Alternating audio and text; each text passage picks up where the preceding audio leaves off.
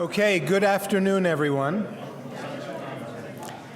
For those who don't know me, my name is Steve Tadelis, and I'll share a little more about how I got to know Pat, and I'll speak a little later tonight as well. This part was designed in particular to have the family here because knowing Pat's humility, he probably never spent time at family gatherings telling you why he was so important for all of us. And we're going to try to correct that. So what that means is a bunch of eggheads like myself are going to take stuff that is generally written in a way that is incomprehensible and make it comprehensible. And we're probably going to fail, but we'll give it our best shot. So I'm going to talk about Pat's contributions to the economics of procurement contracts. And let me basically tell you where this started. Pat and I met in May of 1997. I don't know if many of the family, Jerry Ann and others, remember, Pat was selected as part of a very select group of PhD students who graduated with their PhDs that year to go to Europe and present their scholarship. I was very glad that they selected me, among others, and Pat, and that's where we first met. And Pat and I kind of clicked immediately.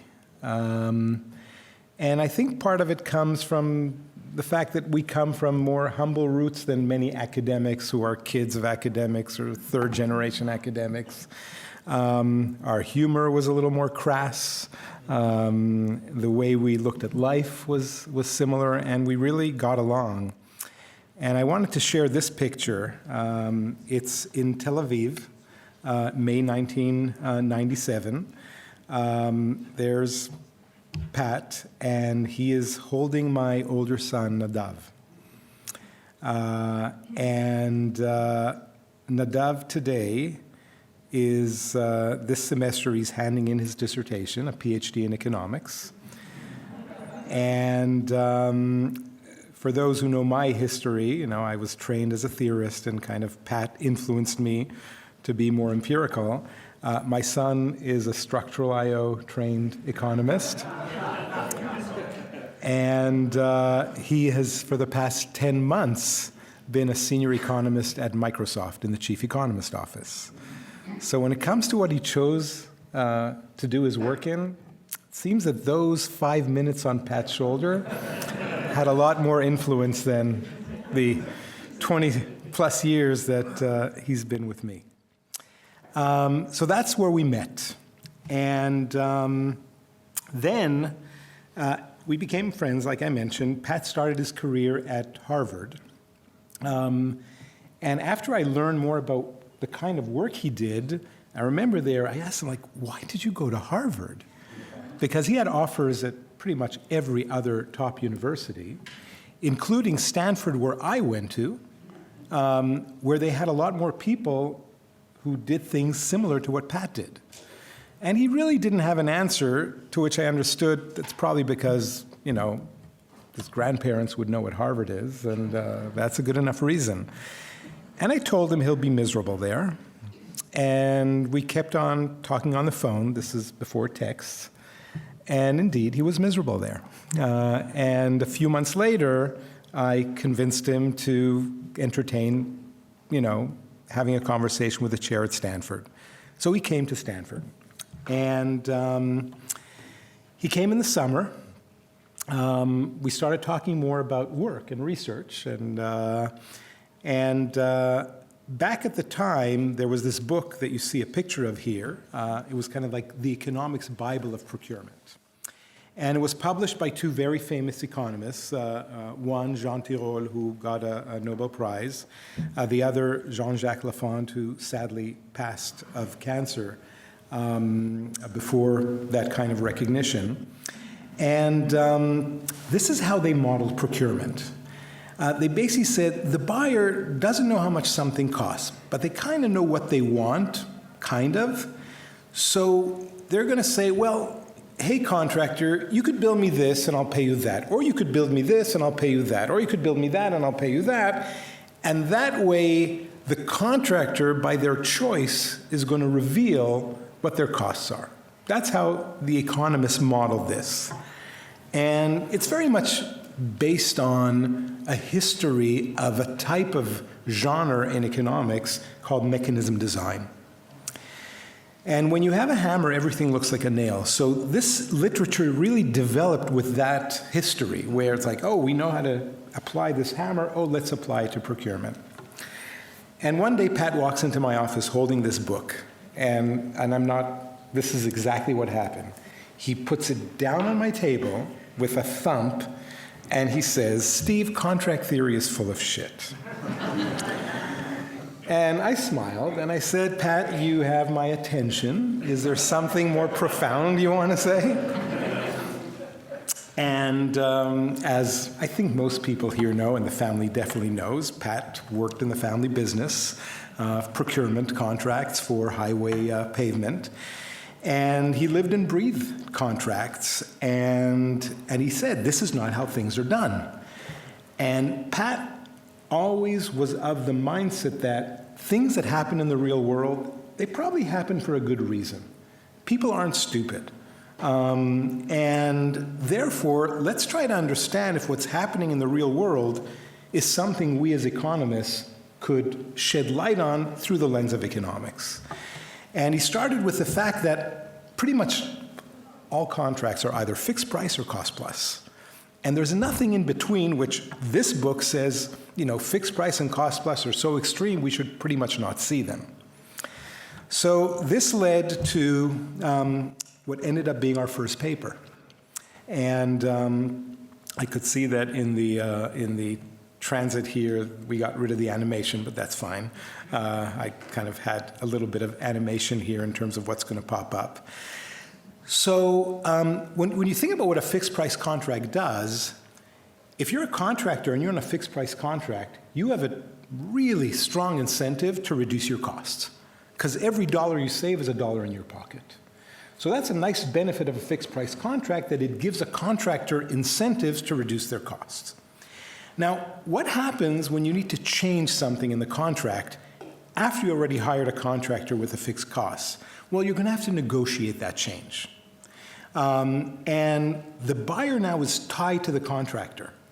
And that means that the contractor has a lot of power to basically hold up the buyer and extract a lot more payments that, you know, are coming from that more adversarial, if you will, part, that every dollar you pay is a dollar I get, and every dollar you don't pay me, I don't get, and so on and so forth. So what that really suggested is that cost-plus contracts, which most economists would say, oh, that's crazy, because then the contractor has no incentive to reduce the cost. If it costs another $20, they get another $20. So why would anyone use them? Well, if it's a cost-plus contract, and I then come to the contractor and say, we just discovered, it's not me, right? No, okay. We just discovered that we need a change, the design was flawed, we didn't anticipate this problem. Well, if it's a cost-plus contract, it's like, okay, well, we'll deal with it. And the conclusion is, if you take a step back and you start asking, what kind of a project do I have? Is it something that's not too difficult to kind of design, specify, make sure that I am classifying what it is I need, and I'm pretty certain that I'm not going to have changes? Well, great. Do that investment in design, make sure you have a well-defined contract, and then hire someone with a fixed price contract, because they're going to have the incentives to reduce the costs. If, on the other hand, it's complex and hard to anticipate what kind of changes you might need, there's no point in spending 2 months trying to add a little more design. You're still going to be screwed later with a high likelihood. So just find a reputable contractor and use a cost-plus contract. And that paper ended up getting published in 2001. This is the paper. And I just want to read the first sentence of the abstract. Inspired by facts from the private sector construction industry, and, right? And this is not how most papers were written at the time, right? And this is unique to Pat. And what I brought to the table is I had the theory chops to kind of turn this simple story into something that economists will look and say, oh, okay, that's clever. And between the two of us, we wrote this paper that I'll come back to a little later. Now, from here, we started asking, well, what else could this way of thinking about contracts suggest? And whoops, it looks like, oh, there we are, sorry.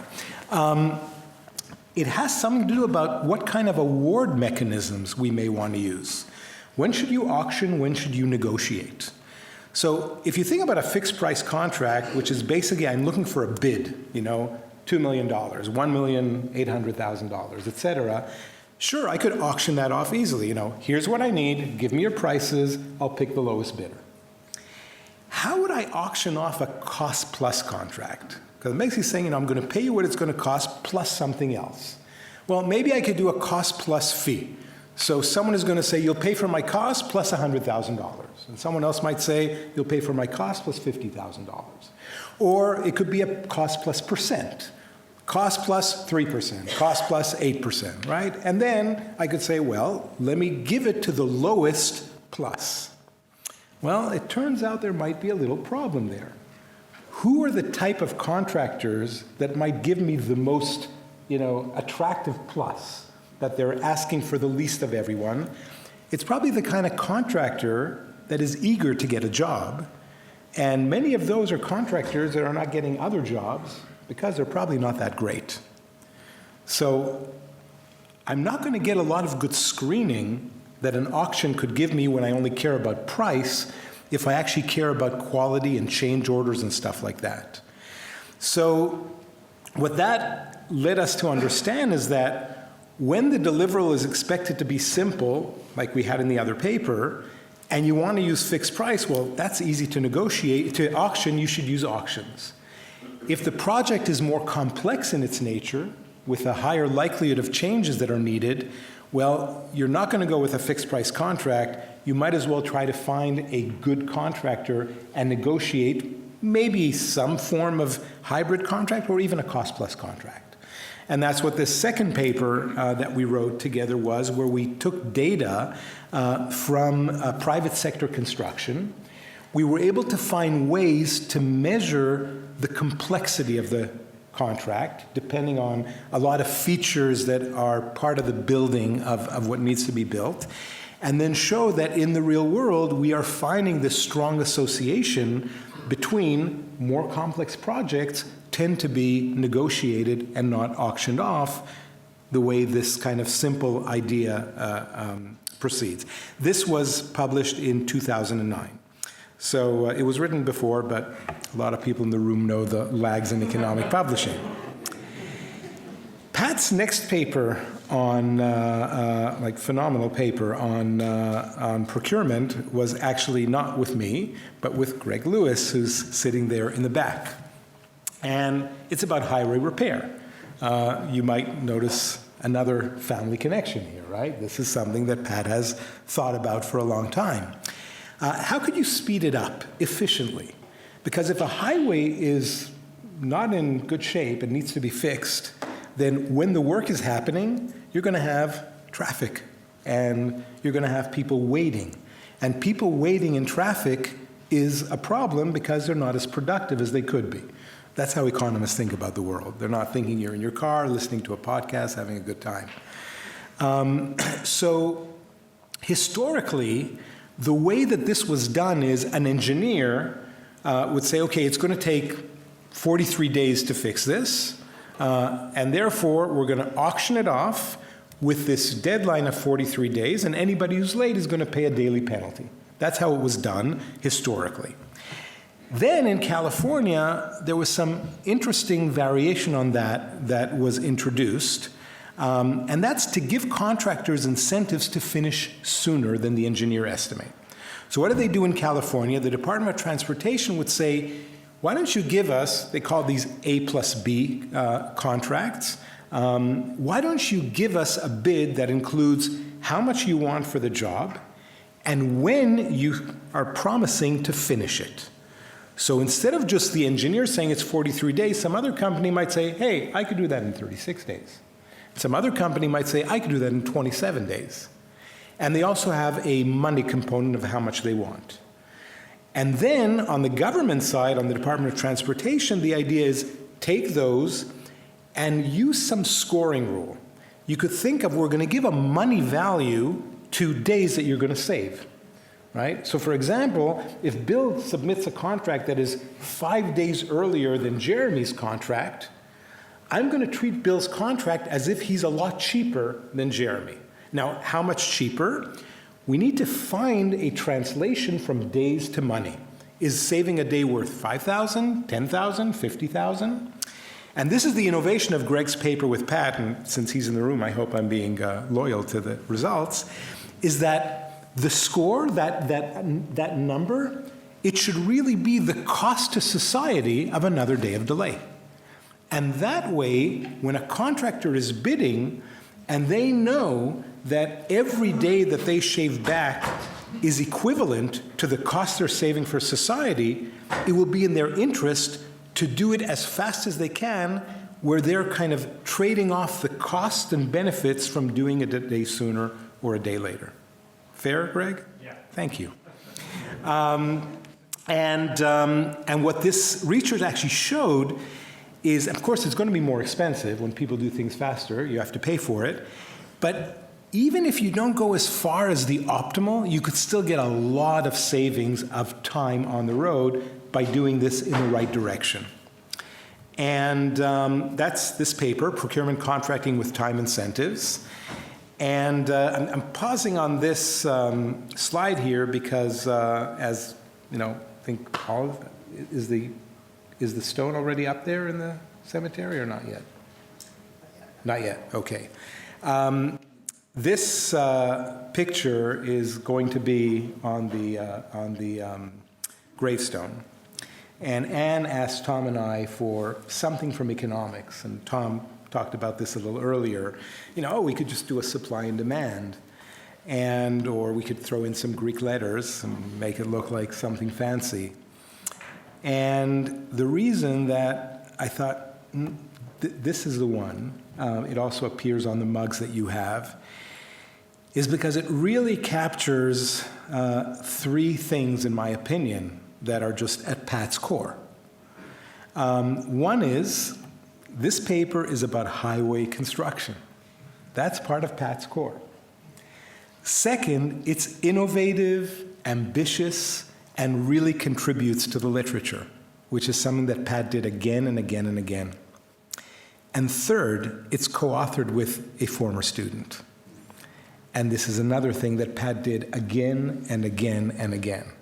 So there's so much in this picture that is really exemplifying who Pat was. Now, this was supposed to not have my picture yet on it, right? So economists like counting things. In fact, academics like counting things. And one way that we kind of, compare who is more important and who is less important is how many citations you have. And that's like how many papers and books referenced your papers and books. So here's Pat, and you see here his most cited paper. That was the first paper we wrote together. His fourth most cited paper was the second paper we wrote together, and his sixth most cited paper was another paper we wrote on bidding in construction that I'm not getting into, but ended up being quite impactful. And as you could see, Pat impacted me because, people like Ali and Lanier, who are here in the room, they kind of displaced my importance in Pat's list. But for me, it's number 1 and number 2 and number 5 are all papers with Pat. And I know that I am a better and for sure more relevant and impactful economist thanks to Pat. So I want to say thank you, Pat. I miss you dearly. And I'm now going to let Lanier come up.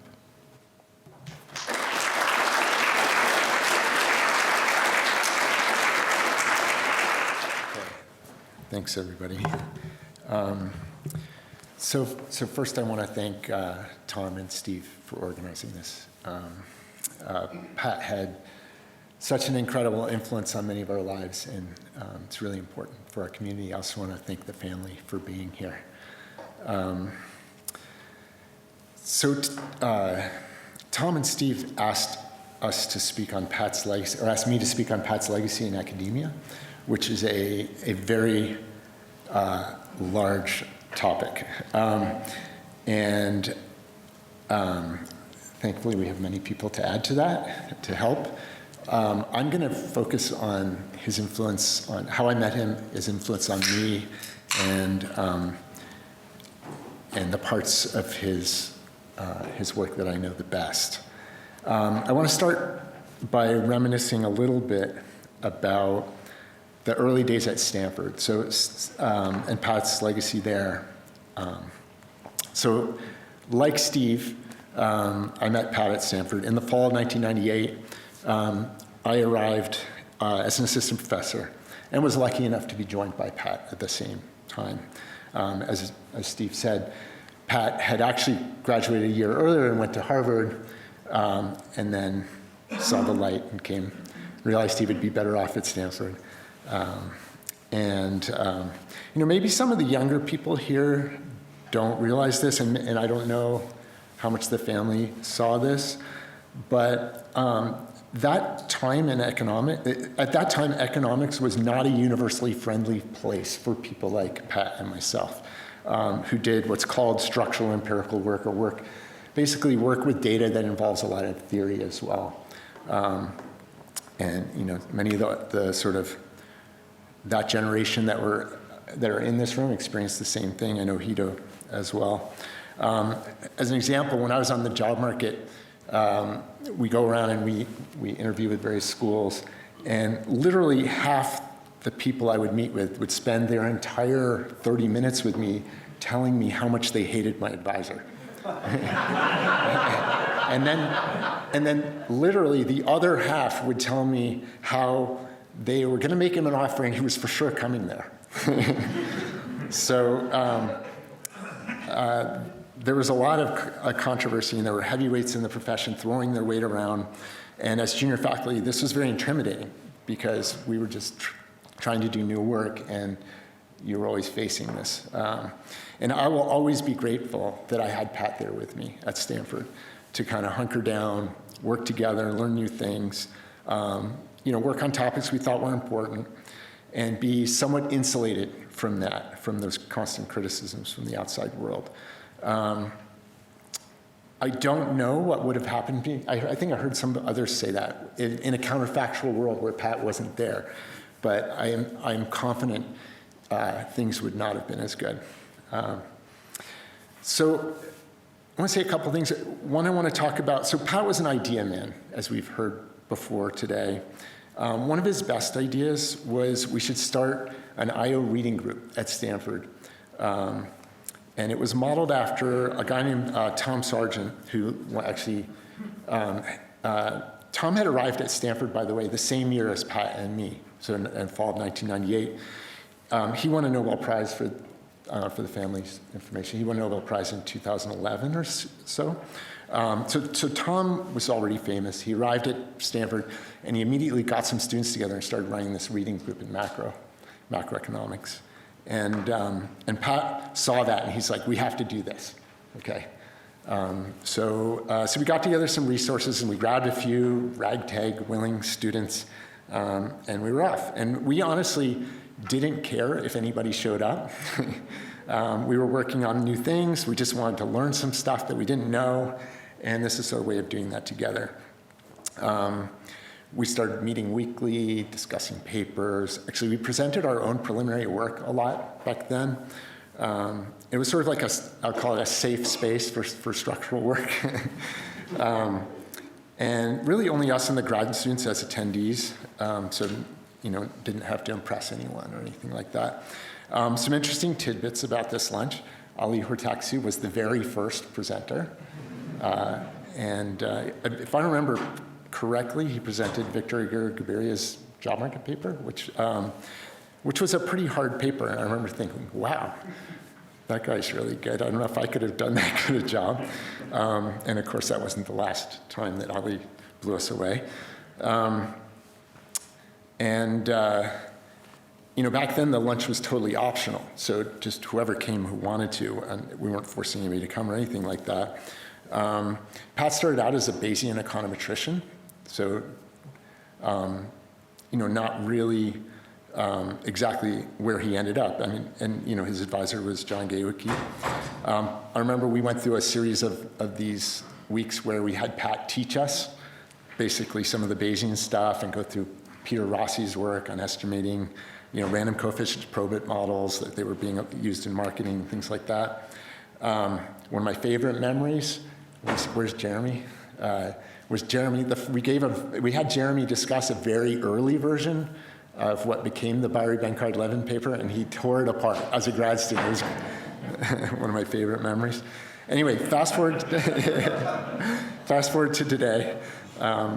And as many of you surely know, the reading group still exists. It's thrived. It's one of the core parts of Stanford's PhD teaching, and graduated many students who are out there in the profession, important, prominent members of the profession today. I don't know to what other extent other schools and fields modeled their reading groups after ours, and of course it all goes back to Tom Sargent. But I know at Stanford we went from having basically 0 reading groups to now there's reading groups in every field like this, and I know a lot of other schools do similar things. So I give Pat a lot of credit for that. And this year, and this was actually Laurent's idea, we decided to rename the reading group in honor of Pat. So it's now called the Pat Bajari I.O. Lunch. And so this is part of his legacy.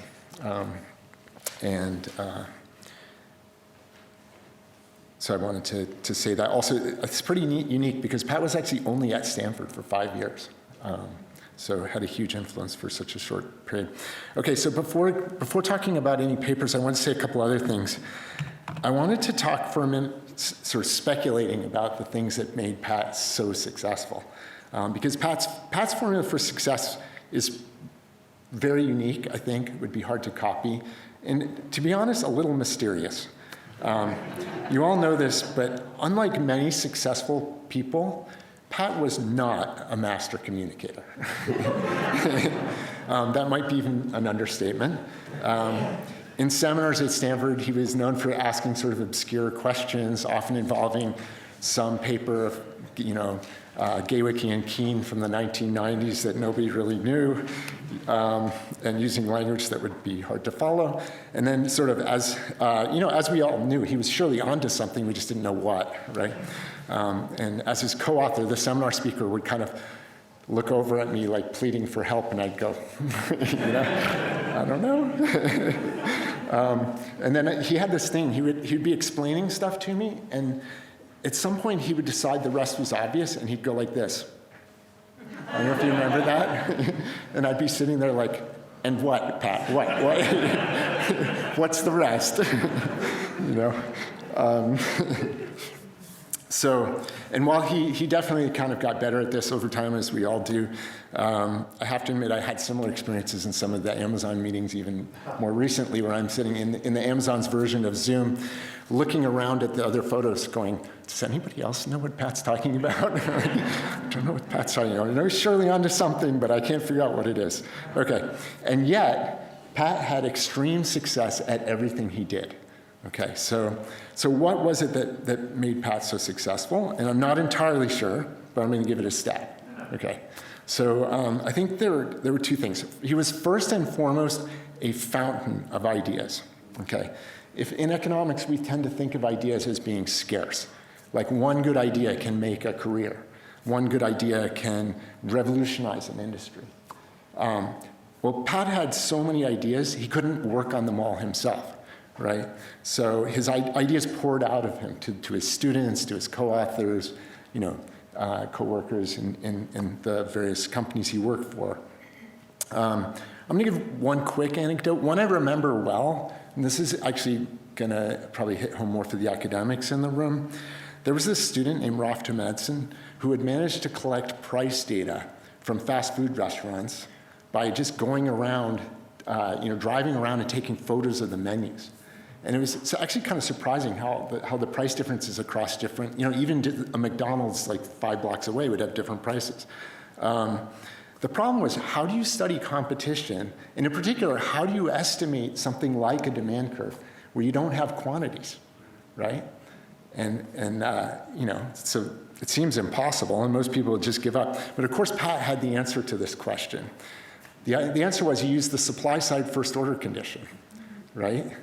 And now you could argue whether you believe in doing that or not, right? You might think it sounds kind of crazy, but you have to admit it was brilliant, right? And it's the kind of thing like only Pat would come up with. So this guy, Raf, I don't think he's here today. He's gone on and had a great career in academia, and Pat had this huge influence. There were numerous other examples of this kind of thing with the students back in those days. And what's crazy about this story is, as far as I can verify, Pat was not even on Raf's thesis committee, so he's just a silent contributor. But this sort of major idea in Raf's main paper. Okay, now back to Pat's formula for success. In addition to being a fountain of ideas, the second thing that I think made Pat so successful was he had this incredible bullheaded energy to pursue his ideas. So, I think at least a lot of us, sometimes you think you have a good idea and you think about it a bit and you think, nah, that'll never work, right? It's just too crazy or something like that. And then you don't do it. And then maybe often years later, you still kind of wish you had. You're like, either you wonder what would have happened, maybe you wonder what was going down that road, or even worse, sometimes somebody else did it and it worked out really well and you're like, damn, I should have done that, right? So Pat could not be fazed.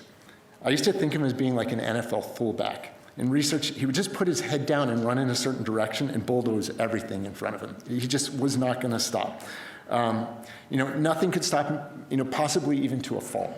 But on net, it was definitely one of his best qualities as a researcher. And so probably the most important thing Pat did for me was to push me to keep pursuing these good ideas and just, keep working until you hit the goalpost. Remember, as I said earlier, we're getting all kinds of pushback from the profession back then. So having this kind of influence in your life is really important. I want to also maybe briefly mention, and then I'll go on to talk a little bit more about the work. Because of this, Pat also ended up taking some heat in those years, including from some people at Stanford. And many of us benefited from having him around, being a little bit of a lightning rod in some cases. And I've always sort of remembered that. The thing was, at the time, people like me were junior faculty, and there's nothing we could do to really help. But since becoming senior, I've kind of tried to remember that lesson and try to look out in the profession for stuff like that happening. Okay. So I have a couple slides on the work. I'm not going to do nearly as good a job as Steve. So Pat's academic legacy is vast, and there's no way we could go through it. So I put down some of the topics he's worked on. Procurement auctions is a big one. His work with Steve and others. He did a ton of work on auction, really good work on auctions, empirical auctions that's highly cited. It's a really important part of our teaching in IO. I'm not going to cover that. I'm hoping Han will do that. But basically, his work with people like Ali, I saw Lishan here. I can't even, off the top of my head, there's so many different papers, I can't actually cover it all. But that's an important part of his work. He was really broad. I'm going to talk a little bit about his work on hedonics and demand estimation, which are really important parts of IO, which is my field, and also on estimating games. He also did a lot of work in urban, so Lou was talking earlier, urban and housing work, and I'm hoping Matt will at least touch on that, since Matt was one of his main co-authors. And then, of course, the theme through all of this is like state-of-the-art econometrics. So even though he didn't write that many sort of like theoretical econometrics papers, he was always pushing the econometric envelope in all his work. Okay, so I'm trying to think how to do this. I thought what I would do, so this is nowhere near an exhaustive list. It's in chronological order. Some of his sort of more cited papers on starting with hedonics. So hedonics is an old part of economics. In empirical work, I think goes back to Court and Grillicus or something like in the 1950s.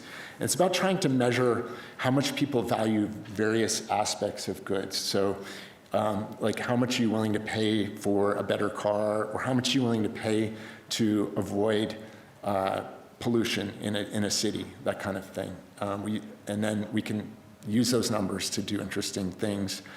And Pat, through his entire career, actually worked in this literature. We worked on a paper. It's a funny thing. Steve made it sound probably was true that the work was like motivated up front. They knew what they were going to do. They wrote these papers.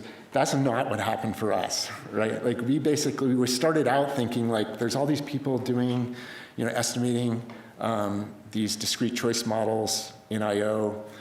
So demand models of a certain type, there's certain things we don't like about them, so maybe we'd like to use the kind of revive hedonic models instead. And the idea was basically, so we had a whole piece of this paper that existed. It's still like kind of a thing that sits on our website, but it was taken out that was along those lines. And the paper evolved into something else, which was basically to take these hedonic models, which is to measure people's both willingness to pay and also their demand for various characteristics of goods. Goods, anything from cars to computers to also things like housing. And what we ended up doing was taking an old literature and kind of updating it to reflect a lot of the work that had been done since then. That was important work. Our goal had been to have an influence on the field of I/O and what models people used to ask questions about, involving supply and demand. And I think maybe we weren't completely successful with that. The papers had a decent amount of influence in the literatures that traditionally used hedonic models, but it never actually got used a lot in I/O, I don't think.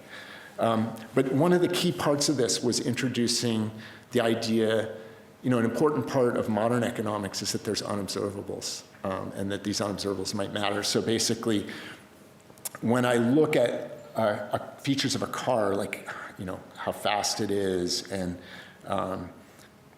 all the different parts that you might think of as being defining the car. So it's gas mileage, how fast it is, how nice the interior is, all the different options and stuff that are on there.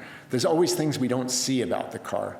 And usually those things are correlated with the other things. So a car that's fast tends to have better seats and a better interior and a fancier screen and maybe fancier options. And if you don't take those into account, you get kind of wrong answers. And so we brought that into hedonics from the rest of the literature. It was, I think, one of the ways I see that paper. But Pat continued working in this area, did a lot of really good work. So I didn't work on it after that. But Pat has, and I'm just listing a couple of other papers here. One of them does a different approach to, so it's on housing. It does a different approach to trying to measure the effect of unobserved attributes. And the way it does it is it's housing, and it looks at past sales, saying I could measure the unobserved attribute when there was some sale in the past, and then making assumptions about how that transitions. And then the last paper I wanted to mention is one that's just, because I think it's one of the last papers Pat worked on. It's bringing AI into this literature and saying, look, if I can't measure things about what if I can't measure the characteristics of the car? How could I do that? Well, I could just look at listings online and send it the pictures and everything else and have the AI model figure out what the characteristics are. And I think that's a really interesting approach. Okay, so I don't want to waste too much time on this, going through the papers in detail, so I'm going to mention it more broadly now. So Pat's also done a lot of work, mostly with Jeremy and some other authors, Stephen Ryan, who's here, on estimating demand models more generally. I think that's some of those papers have had a pretty big influence. Another area that I know well is estimating games. We took our work, and Pat was really excited. So in the hedonic stuff, we basically used, to estimate demand, we used the fact that when somebody makes a choice, they reveal that they like that choice better than everything else. And Pat really wanted to use that idea to estimate dynamic models. And I think there were a bunch of people working on this topic at the same time, and there's a bunch of really good papers on this. I think one of the things that makes our paper different anyway, and this was something that both Pat and I believed in, was that we wanted the model to be not just like a theoretical stylized thing, but actually take real world models and try to estimate them. And so for better or for worse, this paper's tailored toward like, a model that's going to fit a real world complex industry with lots of different dimensions. And that's, I think, was the contribution of that paper. Pat has a lot of other great papers on this topic. Han is here and Stephen. John Craner's here. And I'm going to mention this last paper for the academics, because that last paper, number 4 there, is actually fairly well cited, but I think it's actually underappreciated because in my opinion, this is the only paper in this entire literature, including my own, that does the econometrics right. So good job, Pat and Han. I told Whitney Whitney Newey, the editor on our paper, that I didn't want to do that because it's going to be too much work. So anyway, okay, so let me wrap up. I wanted to say one thing, but the thing is about Pat is, given he has this huge impact on the literature and all, but his greatest legacy is, I think, that he made everyone around him better. His co-author, Steve, showed his page. Mine would look similar. Some of my best papers are with Pat. I think a lot of us in this room would say the same. Pat had an incredible reputation, like with students. He would go to a place and turn out good students starting like day one. Laurent helped me. We got like the official list of his students at Stanford, and this is it. He was at Stanford for only 5 years, okay? And the family probably can't appreciate this, but advisors turn out students very slowly. A good advisor probably has 1 student a year. This is in his first 5 years of his career, basically, he turned out 8 students, several of whom are really famous members of the profession. So that's very impressive. And this definitely, first of all, I don't even know if this list is completely right because it's a hard thing to construct, and we had an administrator do it. But like, for example, Lou is not on here, and that may be just an accounting thing. I'm not sure if he was officially on your committee or not.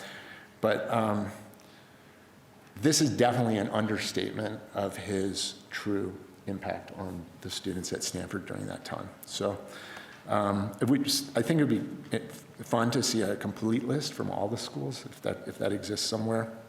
I wanted to put that out there. And obviously, he's done a similar thing at Amazon. We're going to hear more about that in a minute. So, thanks again to Tom and Steve for organizing this. Really happy to have been a part of it, and thanks for listening to me reminisce a little bit.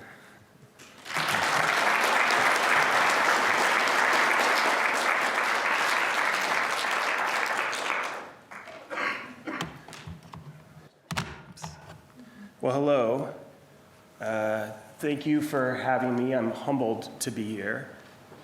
Wait, this is not my presentation. That's awkward. Who's next? It's not me. Sorry. Okay, I'd also like to thank Steve and Tom for organizing this wonderful conference in memory of Pat. It's also a great deal of honor and pleasure to be able to speak here to celebrate Pat's life and legacy. So these are the slides. Okay, I did have a photo of Pat to Ali and Lou. That was taken in 2016 when my family went visit Pat and Fong and family in Seattle. That was a while ago. It's a very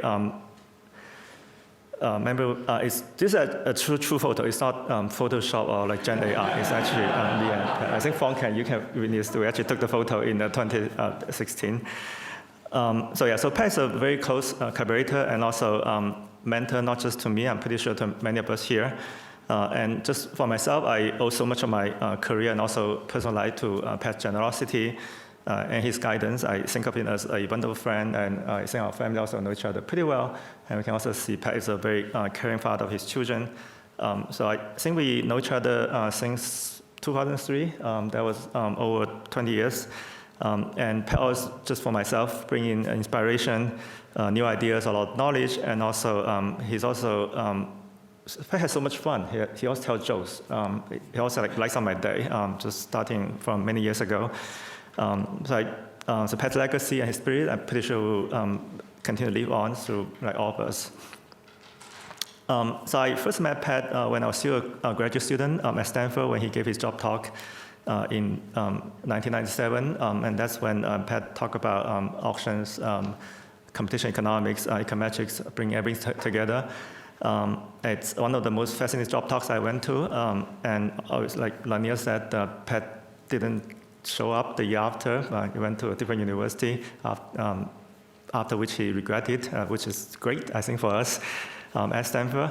Also my own design research was also pretty much inspired by Pat's work. I also go on to work on auctions, structural economic modeling. And eventually, we actually became colleagues in Duke in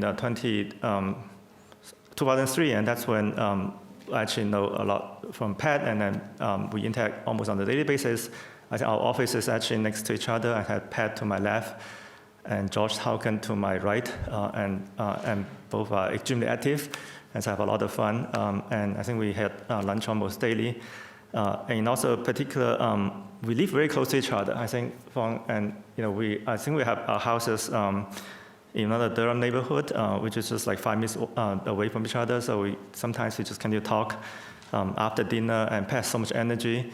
He'll be talking. I think Fong can tell, sometimes we just stand there for 3 hours and until 11 p.m. And the neighbor is, it's Durham, right? It's very quiet. Everyone in the neighborhood here is talking about Pat mostly, talk about economics. It's just one of the most exciting time. It's something that I still remember from a long time ago. And so Pat's amazing, as we all know. He spent so much time working with collaborators and students. And also in 2006, we get to know each other better when we both went visit Michigan. I think we were there too, to just look at offer. And one thing I remember well is Pat is so dedicated that so when you go to get a new offer, you go to a new place, and sometimes send a realtor to show you the area so you can take a look, see if you like it. I think, and at the end of the day, I think it's Fong and me and Holly, my wife, who actually only went to to see the neighborhood. And Pat didn't show up because he went straight to a faculty meeting on that visit. That's why this is one example of how dedicated Pat was to his work. But after Pat left Duke, I stayed at Duke, so we still continue to work together with each other and also with students or curators. I think a lot as I hear. Like Stephen is here. I think Dennis today couldn't be here, but and Jen and Steve and Stephanie. So a lot of people at that time just have a great time at Duke. And then Pat subsequently, as we all know, moved to Minnesota and then come to Amazon. So Amazon, I think we all know that Pat was the one who started the Central Econ org, and now it got passed on to Chris. And he, first thing I know about Pat of the Central Econ team is one of my early students, someone called Lawrence Wong. He's a PhD student from Stanford, and Pat gave him the first offer. And also someone we also know pretty well, someone called Harry Pash, who also joined Pat's team. Harry and I share the same advisor. For those of you who Harry, he has a very interesting personality, just like my old advisor. So I think the fact that Pat can work together with Harry is just miraculous in many ways. We have a good time. Actually, interestingly, at some point, Pat asked if I want to work, for him, even before 2017. I hope Harry's not here. And Harry actually tried to talk me out of it. Which he was successful doing for about a year or two, but eventually I was convinced by Pat. So that's Harry Pash. So I started working for Pat in Amazon in about 2017, essentially as a consultant, but also later took a leave of absence after Pat started the Amazon Scholar program, which he pioneered. And it's just fascinating to see Pat in action at Amazon, because I always shadow him in different projects, and especially with like Ido and Yannis and Salah. You can see Pat doing a lot of things, doing assortment optimization, working on search ranking algorithm. He's basically providing leadership to a lot of projects in Amazon. It's very overreaching in many dimensions. So yeah, Pat has long working hours. I don't know how many of you work with Pat, but usually I sleep and I get up late, so like morning is almost a torture for me. But Pat will come to office like 7:30 a.m., and he'll stay there until almost 10 o'clock. So I have to say, every day I work with Pat, I kind of have to take the next day, not off, but like some sort of rest. But Pat has like so much energy. I remember once, this is just like probably 3 years ago, before Pat was diagnosed. One day he came down to Palo Alto, and he asked me to pick him up at the San Jose airport, 7:30 a.m., which is kind of like my midnight.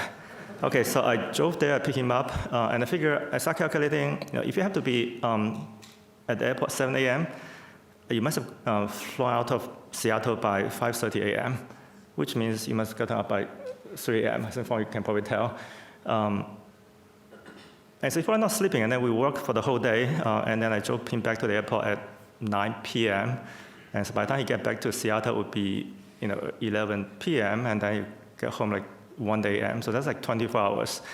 So Pat just have that much energy, and I think we all have the experience of working with Pat, and then Pat can just keep going and going. So that's Pat. He's so hardworking and full of energy. So Pat did a lot for all of us. He provided a very supportive environment. And I'm serious about this because I think you probably know my dissertation committee.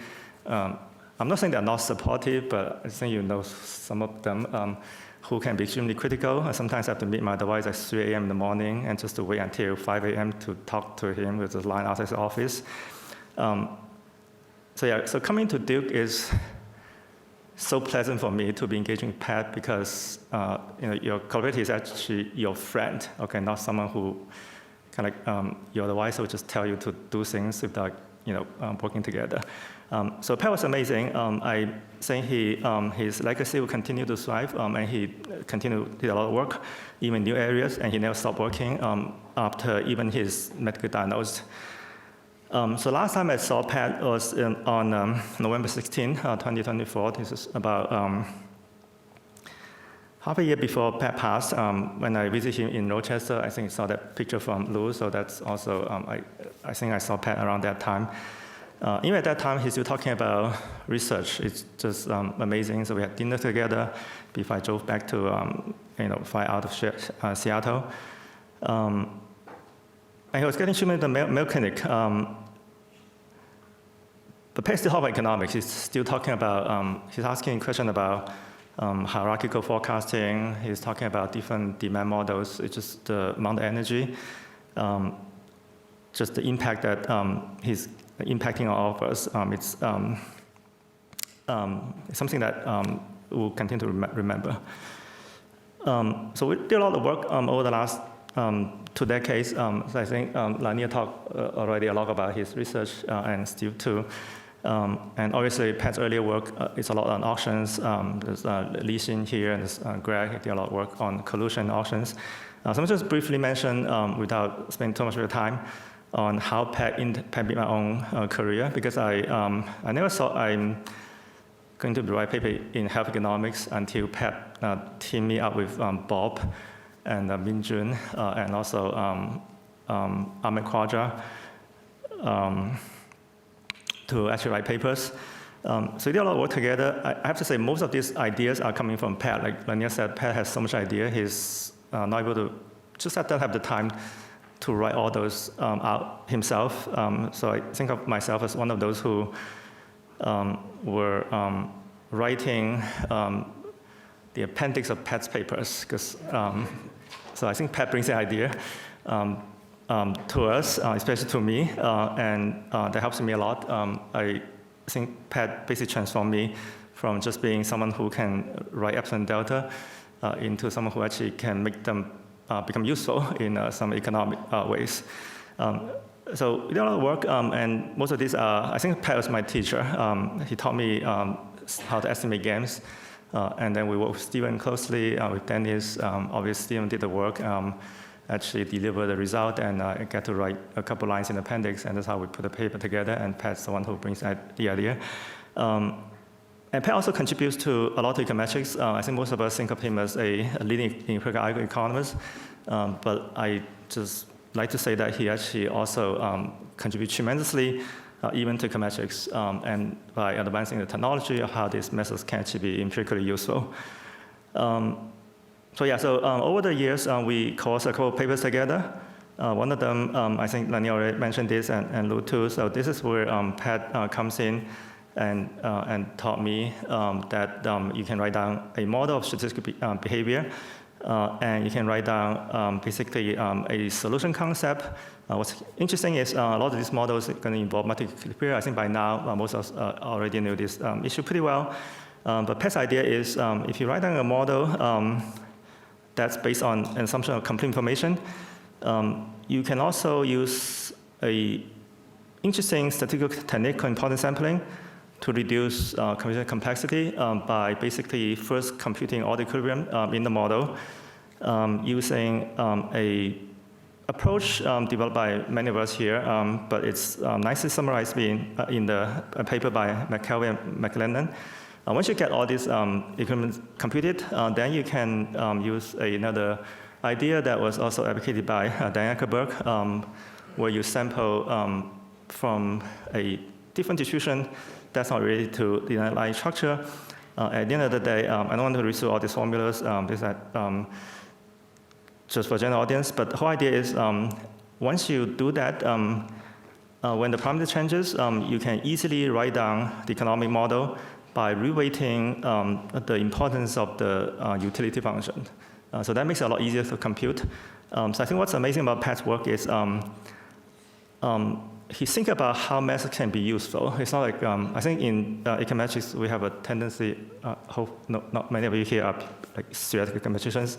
We have a tendency to like to write down what's called high-level assumptions. That's a somewhat notorious that are difficult to verify without worrying about whether they can be used or not. So I think Pat is really unique in the sense he's really transformed econometrics by focusing on a part of technology that's actually useful, rather than just having to write out additional assumptions that are difficult to verify. So that's where Pat is extremely impactful. So we wrote this paper, and I think Stephen, you did all the work. And it has nice properties. It also makes use of good technique because Pat, by training from John, is a Bayesian econometrician. So by combining Bayesian sampling technique, it makes computation even more flexible. So we did some work together. And then, like Lanier said, we also go on to another paper with Dennis and John Craner, who wasn't here today.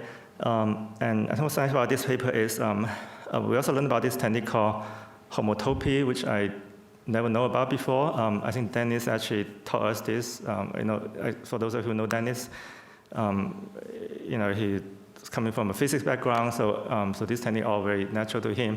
But it's very nice to see that a method that's scientifically useful in the different discipline can be also useful to compute multiple equilibrium in economics. So this is also where I think of Pat as not just collaborator, but he's also a teacher and mentor in many ways to myself. Okay, so Pat also transformed me into someone actually know a little bit about health economics. And so one paper that we work on together is with Christina and Ahmed, who I don't think here today, is we also write down a model that's, so econometrics, people think a lot about sample metric models. You estimate some function first stage, and then a function in the second stage. But really, we put this into economic context. So I think Pat was amazing in the sense that he can bring economic theory to actually structure the estimation procedure by showing that in the second stage, you can actually recover the utility parameters, where the first stage is representing a type of moral hazard, where patients are going to respond differently to reimbursement schemes that are dictated by hospitals. So we wrote this paper, and it's amazing that we actually found a lot of evidence of moral hazard, but we didn't see a lot of adverse selection. So this is where he shows that econometrics can be useful, can also be helpful to provide guidance to public policy. So the last one is with Bob, who's here, also with Minjin, also did a lot of work on the paper. And it's a paper on trying to use a structural model to justify regression discontinuity. I guess when we think of RDD, oftentimes we put it on the so-called reduced form analysis, which is not closely related to structural analysis, but Pat was so instrumental that he can produce a model that would generate structurally from an economic model of rational behavior of a regression discontinuity model. So we took this model, and you can actually use this model to estimate demand elasticity, to formalize the amount of incentive provided by these reimbursement contracts between hospitals and insurance companies. So that's another area where I've learned tremendously from Pat. Another thing that Pat did a lot to the profession is it's not just about writing new papers. He also very concerned about and very interested in making sure that methods are being known to the whole community. So we spent a lot of time on educating graduate students and peer researchers of how methods can be useful. So we also spent time writing a survey article on the work that Pat have done with Lanier and John, the BBL, and also extension of how we can think of this model non-parametrically in terms of identification. And this is another area where I learned tremendously from Pat, and it's survey article, but it's tremendously useful. It turns out in graduate teaching, I almost use it every year just because it's Pat's work and Pat's contribution. So I want to just give a quick summary without listing all the papers, which nowadays you can just find them on Google Scholar. They're so convenient. It's all listed. So I don't have a complete list here, but I think Pat has contributed to many areas of econometrics and applied economic analysis. And he's broadly impacted in just economics. He's a great scholar, as we know, and Pat's influence has crossed into both academia and Amazon and different industries. And he generated so many interesting opportunities, not just for work, but also for research, but also for work for our PhD students. So at some point, I was told by Pat that the org that he created in Amazon is the biggest employer of new PhDs, more than the Fed. I think that's actually true, but I think we can also look at data to see if that's the case. So just to summarize, I think Pat's impact is going to continue, and his legacy will be impacting our life and research in the indefinite future. Okay, one last slide. Thank you, Pat, and Pat's family. Thank you so much.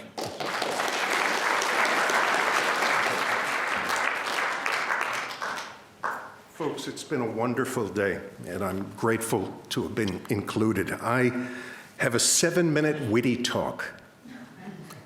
Tough crowd. I wrote it all out because it's an emotional day for me, and I wanted to be clear, make my point, and sit down. Pat Bajari, the urban and environmental economist. Pat was a great problem solver, never flustered, always calm. Pat brought a pragmatic optimism to everything we worked on together. When I would talk at 1,000,000 miles per hour, I would look into Pat's blue eyes, and he would just grin that toothy grin at me and say, well, slow down, let's think this through. Coming back to what Lanier was saying, if Pat had been a member of the Minnesota Vikings in the 1970s, he wouldn't have wanted to be Fran Tarkington, the star quarterback, or one of the purple people eaters on defense. Instead, he'd be the star fullback. Lanier and I did not coordinate that. He would routinely take our research papers, the football, run through the line of scrimmage, bust loose, and get a first down, and go back to the huddle with no celebration and no fuss. Exports and the gains to trade. Pat loved the field of industrial organization. He loved the competition in his home field. He loved mentoring young people and engaging with the very colorful characters who built this lively field. Using ideas and statistical tools he developed with Lanier Benkard, Pat made major contributions to urban and environmental economics. Urban and environmental economists ask great questions. For every person who chooses to move to Minnesota, how much do they value different facets of local quality of life, including the cold winters, clean air, and other neighborhood features? For every person who chooses not to live in Minnesota, what would it take in terms of a salary bump or cheaper housing to lure them to move here? Pat supplied answers. Pat studied what we learn about people's priorities based on what they choose in high-stakes markets. Economists refuse to solely rely on asking people survey questions, such as how much would you be willing to pay for Minnesota winters to feature fewer freezing days? Or to ask San Francisco residents, how much would you be willing to pay to enjoy a 30% reduction in local air pollution per year? Since there's no direct markets for buying clean air, economists have to get creative. Consider his 2012 paper, which Lanier already alluded to, a rational expectations approach to hedonic price regressions with time-varying unobserved product attributes, the price of pollution, published in the Great American Economic Review. While this paper title may not sound inviting, the paper represented a major advance as it built on the Nobel laureate Robert Shiller's real estate research. Think of all the homes in Minneapolis. Now take the subset of local homes that for some reason were on the market and sold in 2002, 2008, and 2014. These represent repeat transactions and might appear to offer an apples-to-apples comparison group to study how changes in neighborhood attributes, such as reductions in crime or improvement in local school test scores, are capitalized into home prices. Pat rejected this assumption. And folks, here's a quote from the paper that may ring home. For example, a noisy neighbor may move in next door to Home J, or an infestation may make it necessary to cut down all the large trees in Home J's neighborhood. These idiosyncratic changes to daily life are observed by the participants in the market, but the lazy keyboard warriors, us academic economists, we're unlikely to observe these factors that may also determine home price dynamics. Pat's approach yields credible estimates of the value of improving air quality in San Francisco while addressing valid concerns about lurking unobserved factors that might also influence home price dynamics. Using his empirical methods, Pat finds that conventional methods underestimate the real estate price appreciation gains from improved air quality. Now, some might jump from this research finding and say, aha, we need to introduce more environmental regulations. Pat would not have made that leap of logic. My own research with Pat uses revealed preference methods to study classic demand-side questions related to neighborhood change, the supply of urban quality of life. He would have had strong opinions about the impact of New York City electing a socialist as mayor next month. Oh, tough room. Without calling this a natural experiment, we both would have wanted to bet how much will crime rise in New York City as the police devote less effort to patrolling. Tough room. I'm almost done. Pat was quite interested in my early work on the pollution gains from Rust Belt manufacturing decline starting in the 1970s. While I quantified the silver lining of improved air and water quality brought about by the deindustrialization in cities such as Pittsburgh, Pat thought I could do more. He kept telling me to write out a general equilibrium model to measure the impacts on worker earning dynamics.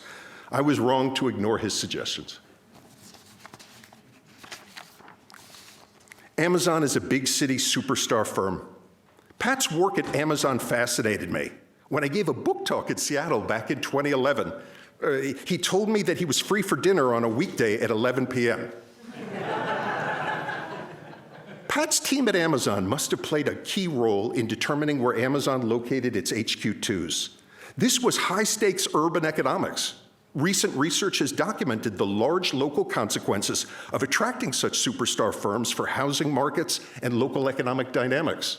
And so it's a very rare economist who makes major contributions in academia, trains the next generation, and changes the world through helping that firm to become a superstar firm.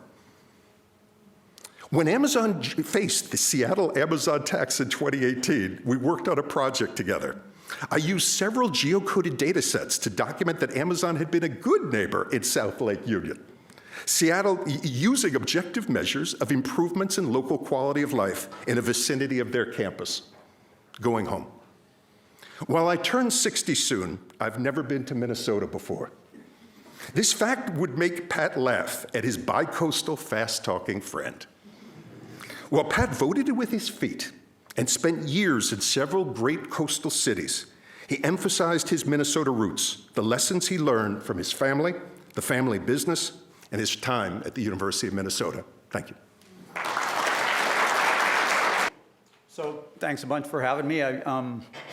I'm from Keystone. I don't know how many of you actually know what Keystone is, but excuse me, it's where Pat spent the last 2 years working. And I find it interesting also to hear all these stories, just because Keystone has been sort of watching this evolution of economists in tech and even beyond tech for 22 years since our founding. So in 2003, it was an interesting time. You had the pay-per-click ad auction had just been created by GoTo. Hal Varian just became the chief economist at Google.